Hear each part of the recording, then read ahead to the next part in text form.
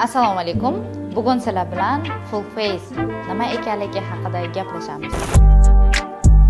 Full face bu yuzni va bo'yin sohasini osilganlariga lifting effektini berish protsedurasi hisoblanadi.